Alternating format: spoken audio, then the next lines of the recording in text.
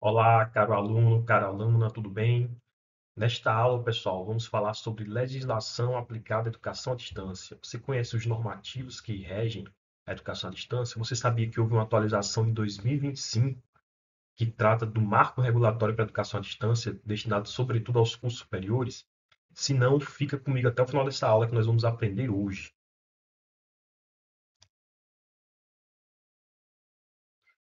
Eu sempre gosto de trazer uma citação, né? E dessa vez eu trago aqui do Mário Quintana, que ele fala o seguinte: o verdadeiro analfabeto é aquele que sabe ler, mas não lê. A verdade é que quando a gente trata de legislação, a gente trata de um conjunto de normas, né?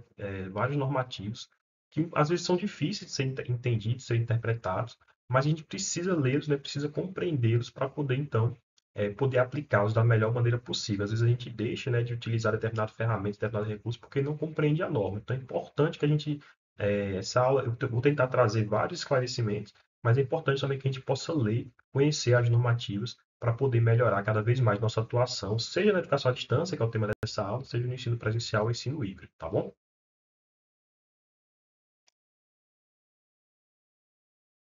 Bom, então vamos lá. A aula de hoje a gente vai discutir então, né, a legislação em educação à distância. Então, basicamente, a educação à distância no Brasil ela encontra-se fundamentada em dois dispositivos que são basilares, né? São a base quando a gente trata de normativas para a educação à distância. O primeiro deles é a nossa conhecida LDB, né? A Lei 9.900, a Lei 9.394 de 96, ela que trata da Lei de Diretrizes e Bases da Educação Nacional. Então, é o nosso documento base, lá traz algumas orientações de como deve ocorrer a educação à distância nas suas várias modalidades de ensino. E aí, mais recentemente, a gente teve aqui o decreto 12.456, né, que revogou o antigo decreto 9.057 de 2017, que tratava, né, da educação à distância no Brasil. E aí, um ponto importante aqui desse decreto é que esse decreto é muito novo, recentíssimo, né? Foi publicado agora em maio de 2025. Então, pode ser que alguns instrumentos complementares ou até mesmo alguma remodelação ainda ocorram nesse decreto. Então, se você está assistindo essa aula hoje, né? Essa aula foi gravada no dia 30 de junho de 2025, né? Se você está assistindo essa aula aí agora, recente, né? Essa aula ainda vai estar muito fresca, mas pode ser que nos próximos dias, até nos próximos meses, surja algum normativo novo, alguma coisa nova que talvez não tenha sido trazido nessa aula, tá?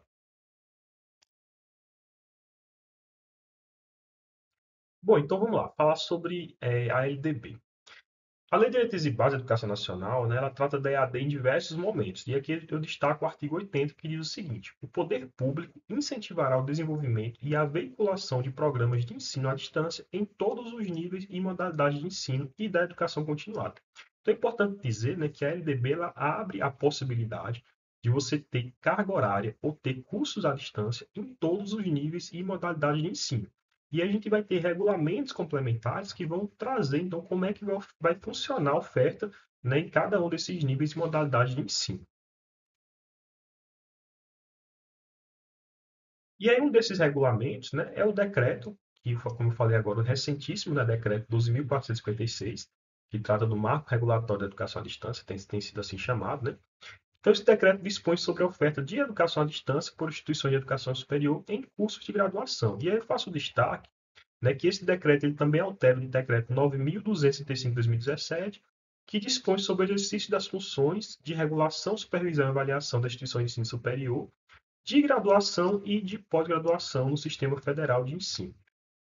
Então, esse decreto, basicamente, ele faz essa regulamentação e é importante destacar que o decreto anterior, que ele revogou, ele trazia uma regulamentação também para a educação básica, também para a pós-graduação, contudo, o 12.456 ele foi restrito, né, a trazer a regulamentação para cursos de graduação e também, né, a regulação, supervisão e avaliação de pós-graduação. Então, ele teve essa restrição que não tinha, né, no decreto anterior.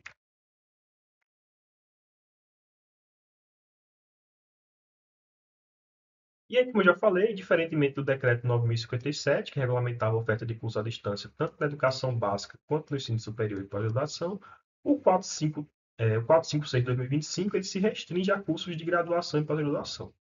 Então, além da LDB e do decreto, outras regulamentações específicas são aplicadas a cada modalidade de ensino, e aí a gente vai ver nessa aula, desde a educação básica do ensino fundamental até a pós-graduação, quais são essas regulamentações, o que é que essas regulamentações trazem para cada modalidade específica.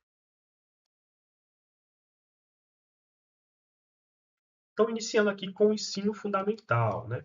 O artigo 32, parágrafo 4 da LDB, diz o seguinte, que o ensino fundamental será presencial, sendo o ensino à distância utilizado como complementação da aprendizagem ou em situações emergenciais. Então, via de regra, o ensino fundamental ele deve ser presencial. Isso faz muito sentido, né? Porque é uma etapa formativa, né? Etapa de educação da criança, que requer muita a socialização, requer muita a presença, a participação dos professores de forma presencial. Então faz muito sentido que esse nível, essa modalidade de ensino, ela seja presencial. Contudo, ele abre a possibilidade, né, para situações de complementação ou situações emergenciais, como a gente viveu, por exemplo, na época da pandemia da Covid-19, né, que você abra a possibilidade desse ensino ser flexibilizado para o ensino à distância. Então, basicamente, no ensino fundamental, a gente tem essa regulamentação que é trazida aí pela própria LDB.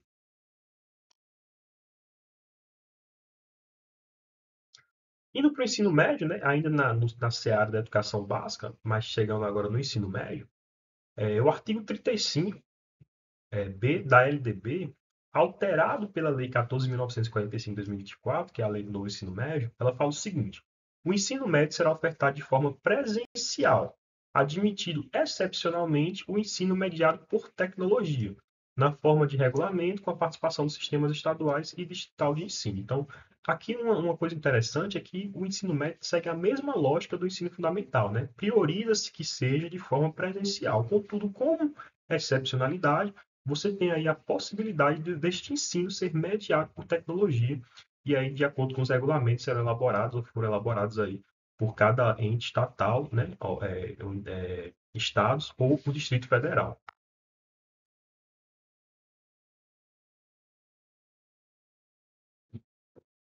E aí, mais uma informação importante é que a resolução CNE-CEP 2/2024, que instituiu as diretrizes curriculares nacionais para o ensino médio, ela esclarece que o ensino mediado por tecnologia não se confunde com a educação à distância, né? E aí ela traz também esse conceito do que seria, então, esse ensino mediado por tecnologia e também o ensino do que seria a educação híbrida nesse contexto, como a gente vai ver na sequência.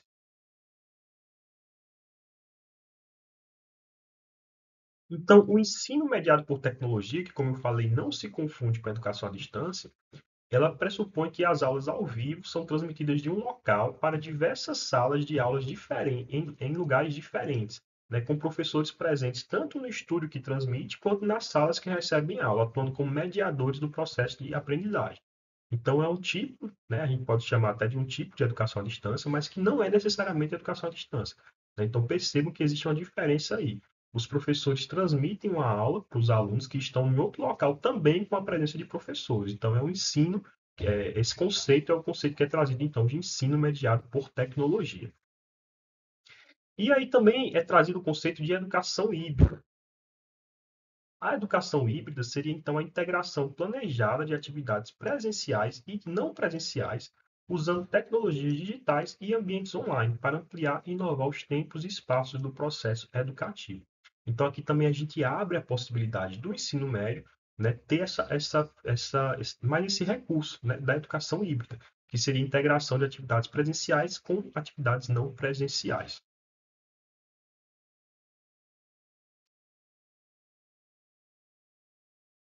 Ainda falando sobre o ensino médio, né, a resolução CNE-CEP 2/2024, ela aborda que o ensino mediado por tecnologia ocorre também, né, pode também ser ofertado para o ensino médio noturno, né, que é ofertado de forma regular e presencial, a critério do sistema de ensino, né, poderá se valer também aí dos recursos de educação mediada por tecnologia para atender às suas especificidades. Então, ele faz o destaque aqui, né, que o ensino médio noturno também pode se valer do ensino mediado por tecnologia.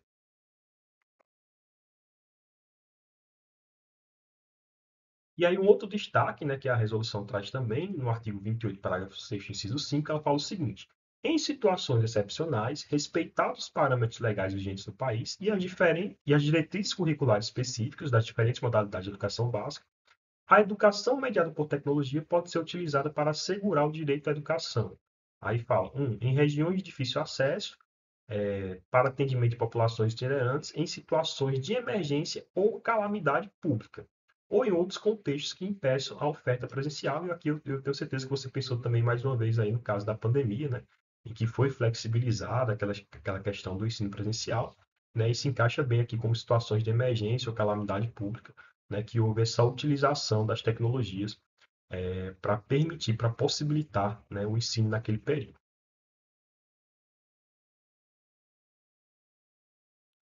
Falando um pouquinho também agora sobre a educação de jovens e adultos no ensino médio. E aí, com o objetivo de possibilitar o acesso, a permanência e a continuidade do estudo de todas as pessoas que não iniciaram ou interromperam o seu processo educativo, a modalidade EJA poderá ser realizada virtualmente por meio da modalidade de educação à distância. Então, está previsto aqui também na resolução CNE-SEB 3 de 2025, né, exclusivamente na etapa do ensino médio, garantindo a oferta de pelo menos 50% da carga horária na modalidade presencial. Em resumo, né, para a modalidade EJA, observado esses critérios aqui, ela pode ser realizada virtualmente, né, desde que respeitada aí pelo menos 50% da carga horária presencial. E aí, fechando, né, essa área da educação básica, né, do nível médio, a gente tem também uma regulamentação para a educação profissional técnica de nível médio. E aí essa regulamentação está prevista aqui na resolução CNE-CEP 1 de 2021, que fala o seguinte: respeitados os mínimos previstos de duração e carga horária, o plano de curso técnico ofertado na modalidade presencial poderá prever carga horária na modalidade à distância, até o limite indicado no Catálogo Nacional de Cursos Técnicos, o CNCT, ou em outro instrumento que venha a ser substituído, desde que haja suporte tecnológico, garantir atendimento de docentes e tutores. Então, esse catálogo aqui, né, o CNCT, ele define qual é o percentual de carga horária à distância que pode os cursos técnicos ter. Então, para cada curso técnico foi definido um percentual, e aí você pode consultar esse percentual aqui no próprio catálogo de cursos técnicos, nesse link do MEC, que ainda está vigente, tá? Então, podem acessar esse documento e lá, se vocês tiverem dúvidas, vocês consultam pelo tipo de curso, e aí naquele curso específico vai ser dito qual é o percentual de carga horária à distância que pode ser feito.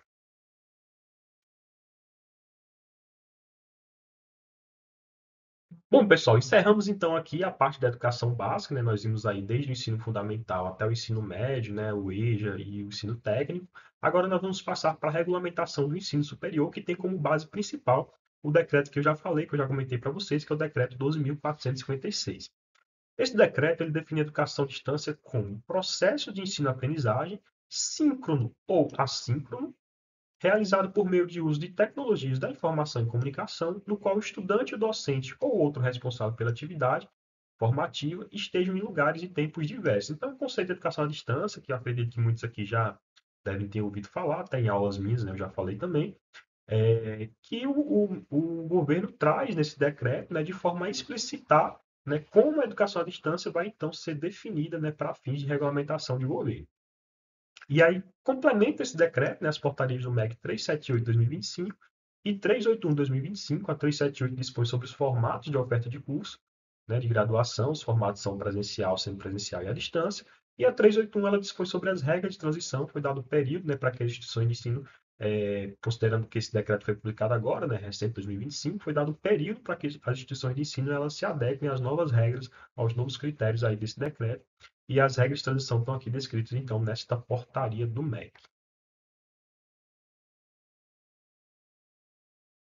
E aí, falando então sobre o formato e a carga horária dos cursos, né, de acordo com o decreto. Basicamente, gente, o decreto ele cria três novos formatos de curso, né? Até então a gente sempre falava de educação presencial e educação à distância, e agora ele dividiu, né, e criou também a modalidade, né, do curso semipresencial. Então agora a gente vai ter aqui, né, descrito claramente na normativa o curso presencial, o curso semipresencial e o curso à distância. E aí, para cada formato desse, vai ter uma carga horária específica e vai ser atividades que podem ser desenvolvidas de forma específica, como a gente vai ver aqui nessa tabela. Bom, a atividade presencial é um conceito que é trazido então aí no decreto. Ele considera a atividade presencial a atividade formativa realizada com a participação do estudante, docente ou de outro responsável pela atividade formativa em lugar e tempo coincidentes, ou seja, é a educação que acontece no lugar físico, né? Naquele local específico. Então, professores e estudantes ou responsáveis pelo processo formativo vão estar reunidos fisicamente no mesmo local e no mesmo tempo. Então, a atividade presencial, no curso presencial, ela deve ser de até 70%. Então, o curso presencial ele não pode ter menos que 70% de atividades presenciais, né?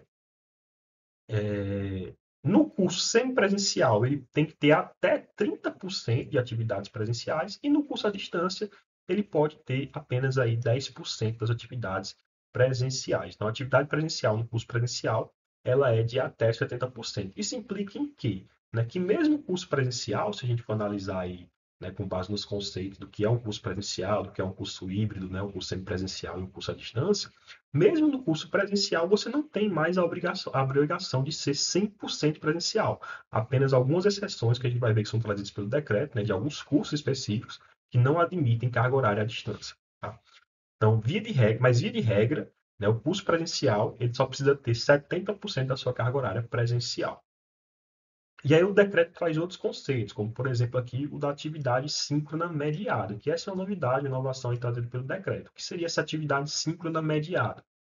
Seria atividade síncrona realizada com a participação de grupo de no máximo 70 estudantes por docente ou mediador pedagógico, com controle de frequência dos estudantes. Então, muitas vezes a gente realiza uma atividade síncrona sem controle de frequência, né, ou sem observar esse quantitativo de estudantes. Então, o decreto define claramente que quando for atividade síncrona mediada, ela tem que ter no mínimo um docente ou mediador para cada 70 estudantes e deve ocorrer controle de frequência. Então, para a atividade síncrona mediada, no curso presencial não é obrigatório. Então, o curso presencial ele não é obrigado a ter atividade síncrona mediada. Agora, se o curso for semipresencial, ele tem que ter pelo menos 20% da sua carga horária, né, com atividade síncrona mediada ou presencial. E aí o decreto dá a opção, né? Ó, você pode fazer aqui no curso semipresencial 20% com atividade síncrona mediada, ou se você preferir, esses 20% você pode transferir aqui para atividade presencial, fica a critério aí das instituições. E no curso à distância, o curso totalmente à distância, que na verdade também não é mais totalmente à distância, né? O curso considerado à distância, ele deve ter pelo menos 10% da sua carga horária com atividade síncrona mediada, ou transferir, né, esses 10% aqui também para atividade presencial, a critério das instituições de ensino. A atividade síncrona. A atividade síncrona é aquela que acontece, né, em lugares diversos e tempos coincidentes, né, ou seja, os professores e estudantes estão em lugares diferentes, mas ao mesmo tempo, né, chamada webconferência, por exemplo, mas que não precisa, né, ser mediada, como essa daqui. Não precisa ter esse limite de 70 estudantes, não precisa ter um controle de frequência, mas deve acontecer em tempos coincidentes. Nesse caso, da atividade síncrona mediada, né, essa carga horária da atividade síncrona, perdão, que não é mediada, ela vai se juntar com a atividade assíncrona, né, que é aquela atividade que acontece em lugares e tempos diversos. Então, o professor e o estudante não precisam estar no mesmo local nem ao mesmo tempo. Então, a atividade síncrona e a atividade assíncrona, nos cursos presenciais, ela pode compor até 30% da carga horária. Nos cursos semipresenciais, ela pode compor até 50% da carga horária, e nos cursos à distância, ela pode compor até 80% da carga horária. Então, esses são os formatos de curso e as cargas horárias previstas, via de regra, né, para os cursos de graduação.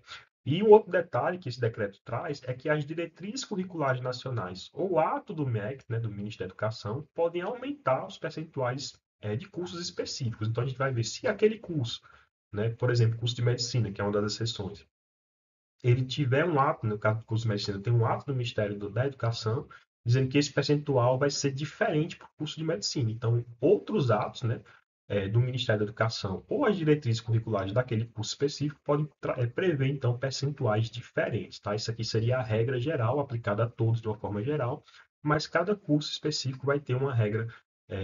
Os cursos podem ter uma regra específica e a gente vai ver, então, que já saiu, né, um ato do Ministério da Educação com especificidades, né, de alguns cursos.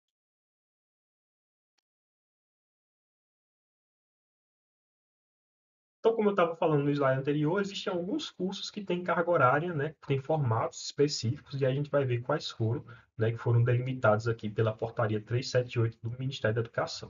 O curso de medicina, né, o curso de medicina ele não pode acontecer na modalidade semipresencial e nem à distância, ele só pode ter modalidade presencial e o percentual dessa modalidade tem que ser de 100%.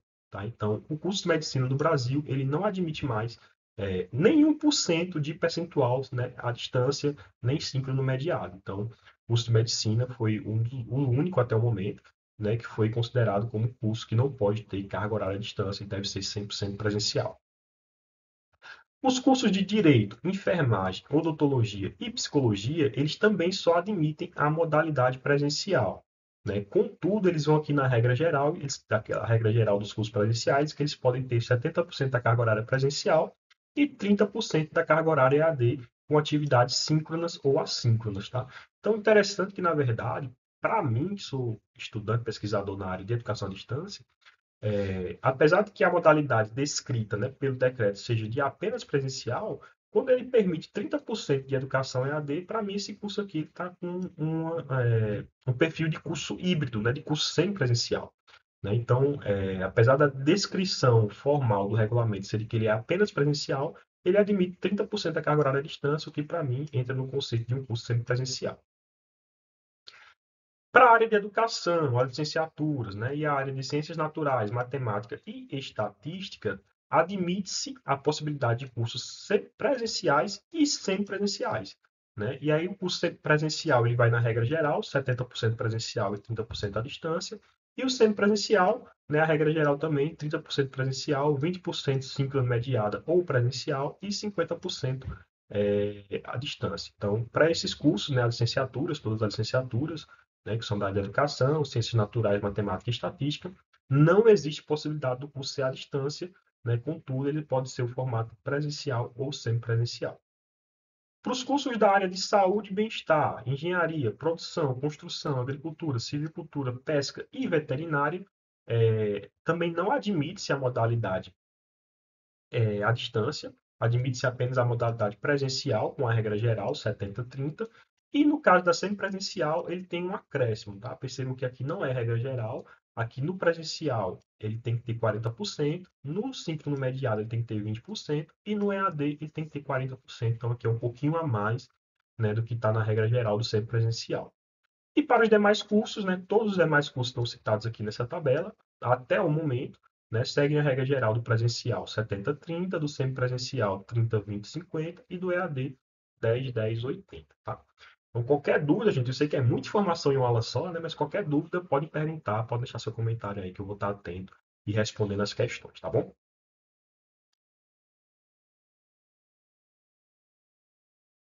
E aí o decreto, né, o 12.456, ainda falando sobre o ensino superior, ele dá nova configuração ao papel dos profissionais para atuarem em EAD. Ele fala que deve ter pelo menos um coordenador de curso, né, então é obrigatório ter pelo menos um coordenador do curso, pelo menos um professor regente, né, tem que ter também um professor conteudista, aqui ele não determina o mínimo, né, já que ele diz que o professor regente pode assumir as atribuições do professor conteudista, que é aquele professor que vai produzir o conteúdo daquele curso ou daquela disciplina.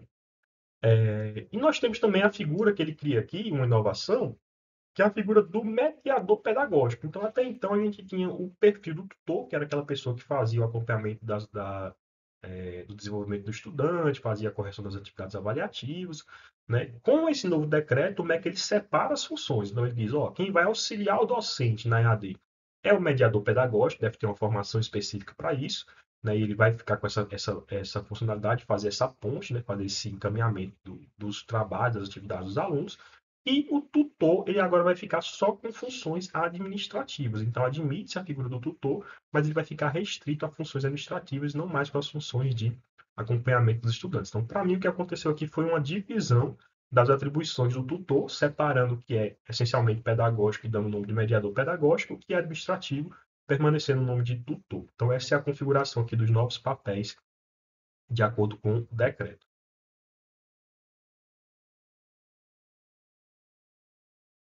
E aí o decreto também menciona a exigência de avaliações de aprendizagem presenciais nos componentes à distância, tá, gente? Então, todos os componentes à distância do curso de graduação, eles agora devem ter obrigatoriamente avaliações presenciais, né, e algumas características, né?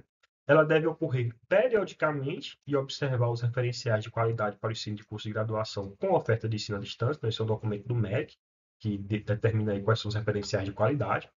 E a observação principal, ela deve ter peso majoritário na composição da nota final de cada unidade curricular. Então, se a nota lá das atividades de educação à distância somarem 100 pontos, Então, pelo menos 51 pontos, ou seja, a nota majoritária, a maior parte da nota deve ser com atividades presenciais, tá? Então, essa é uma regra muito importante que é trazida nesse decreto. E aí, inclui elementos que incentivem o desenvolvimento de habilidades discursivas de análise e síntese que compõem, no mínimo, um terço do peso da avaliação, salvo se essas atividades forem realizadas por atividades práticas. Então, essa também é uma observação muito importante que é trazida aí pelo decreto, uma inovação muito importante no tocante à avaliação de aprendizagem. E aí, gente, faço um adendo também em relação às licenciaturas, porque existe um parecer anterior ao decreto, que é o parecer 4/2024, que ele fala especificamente das licenciaturas. Ele diz que as licenciaturas têm que ter uma carga horária total de 3.200 horas, distribuídas da seguinte forma: formação geral, 880 horas. Essa formação geral ela pode ser presencial ou à distância. Aqui, então, a gente poderia ter 100% dessa carga horária à distância sem nenhum problema. Na formação específica, contudo, que é composta aqui por 1.600 horas, essas 1.600 horas exigem um mínimo presencial de 880 horas. Então, aqui, pelo menos 880 horas, ou seja, mais que 50% dessa carga horária tem que ser presencial. E ele fala também que as atividades de extensão, que devem ter 320 horas, só podem ser presenciais, devem ser totalmente presenciais. E também o estágio curricular supervisionado, no total de 400 horas, também deve ser totalmente presencial. Então, fazendo uma conta rápida aqui, gente, o mínimo presencial seria de 880 horas presenciais, 320 horas de atividade de extensão e 400 horas de atividade de estágio supervisionado, no total 1.600 horas. Ou seja, das 3.200, pelo menos 50% da carga horária deve ser presencial para os cursos de licenciatura. Lembrando que, conforme o decreto, os cursos de licenciatura não admitem a modalidade à distância, apenas semipresencial e presencial. Como esse parecia que ele foi anterior ao decreto, pode ser que ele sofra algum ajuste ainda, porque da forma como está aqui, meio que inviabiliza, né, o semipresencial para as licenciaturas, pelo menos de acordo com aqueles percentuais da regra geral.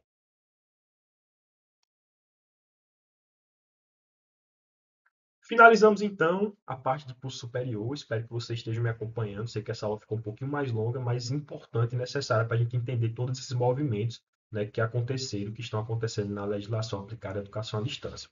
Então a gente vai finalizar agora falando sobre pós-graduação. Primeiro sobre pós-graduação lato sensu, né, a chamada especialização, trazida no decreto 12.456, né, que os cursos de pós-graduação lato sensu podem ser ofertados por IES, né, instituições de ensino superior, escolas de governo e também instituições que ofertam exclusivamente cursos de pós-graduação stricto sensu, né, que sejam reconhecidos pelo Ministério da Educação. Então, esses três tipos de instituições estão aptas a ofertar cursos de pós-graduação lato sensu, a chamada especialização.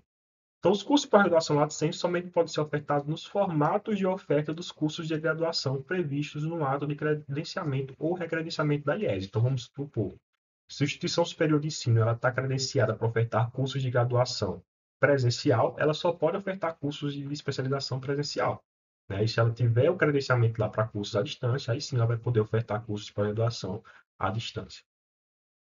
E a resolução CNE 1/2018 ela informa que os cursos de especialização podem ser ofertados na modalidade à distância. Ele deixa aberto a possibilidade, não indicando qual o percentual mínimo de atividades presenciais. Então, pode ser que essa resolução, como ela é anterior ao decreto, né, pode ser que ela seja revista também, a gente vai ficar atento a isso. Né, mas, no momento, a regra é de que os cursos de especialização eles podem, então, ter esse percentual aberto de atividades à distância, já que não existe uma limitação, não foi trazida nenhuma limitação no decreto 12.456 para os cursos de especialização.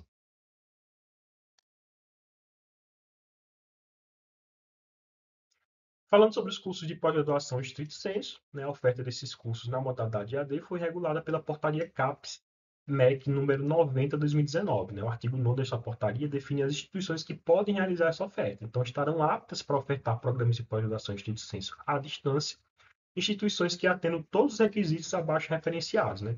Tenham um índice geral de curso igual ou superior a 4, sejam credenciadas junto ao Ministério da Educação para oferta de curso à distância, atendendo o disposto no decreto 9.057, lembrando que esse decreto foi revogado, né, pelo então decreto 12.456, então valem as regras aí 12.456.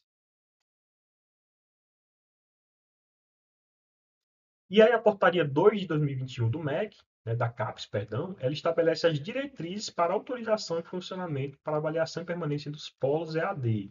né, na oferta dos cursos de estrito sensu. Então, também é um documento que traz aí as regras, né, que podem ser, que devem ser aplicadas, né, para os polos de educação à distância nos cursos de estrito sensu.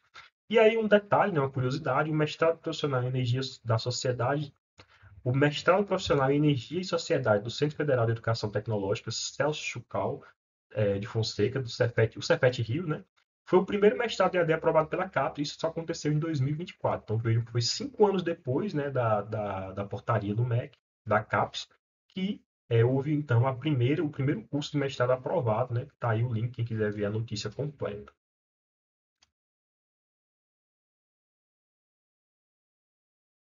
E aí, para os cursos de pós-graduação em estrito sensu, né, houve ainda, a CAPES regulamentou ainda a possibilidade dos processos híbridos nos cursos presenciais. Então, nos cursos presenciais, você pode ter também processos híbridos, desde que sejam observadas algumas regras. Que regras são essas? Né? O emprego das atividades remotas assíncronas para o cômputo, desde que não haja, né, o emprego de atividades remotas assíncronas para o cômputo da carga horária didática. Então, você não pode ter atividades assíncronas contabilizando a carga horária do curso. Né? E a oferta de disciplina ou de percurso formativo não pode acontecer de forma completamente remota. Então, são umas regras aí que foram estabelecidas nessa portaria da CAPES. E aí, gente, finalizando já, tá? Fizemos um apanhado bem grande aí, né? Quase 30 minutos de aula. Sei que a aula ficou um pouquinho estendida. Algumas normas ainda finalizando aí a EAD. São mais normas a título de curiosidade, né? A gente tem o decreto 7.589 de 2011 que institui a rede ETEC do Brasil, com a finalidade de desenvolver a educação profissional e tecnológica na modalidade de educação à distância. E tem uma lei bem curtinha essa, né, que institui o dia 27 de novembro como o Dia Nacional da Educação à Distância. Não sei se vocês sabiam, mas a educação à distância tem um dia para ser comemorado no Brasil. E esse dia é o dia 27 de novembro. Fica aí a dica. Vamos comemorar então a educação à distância. Vou deixar aqui como material de apoio, né, complementar dessa aula, os slides, tá? Um vídeo da apresentação do marco regulatório da EAD. Esse vídeo foi de 20 de maio de 2025, gravado aqui no Palácio do Planalto, acredito eu, né, com a presença aí dos representantes do governo, que foi apresentado o marco regulatório da EAD. E também vou deixar o link de todas as leis, decretos e regulamentos que eu explanei nessa aula, tá? Todos aí no referencial teórico. Vocês podem acessar e lerem à vontade. Como eu falei, estão aí todos os links das referências.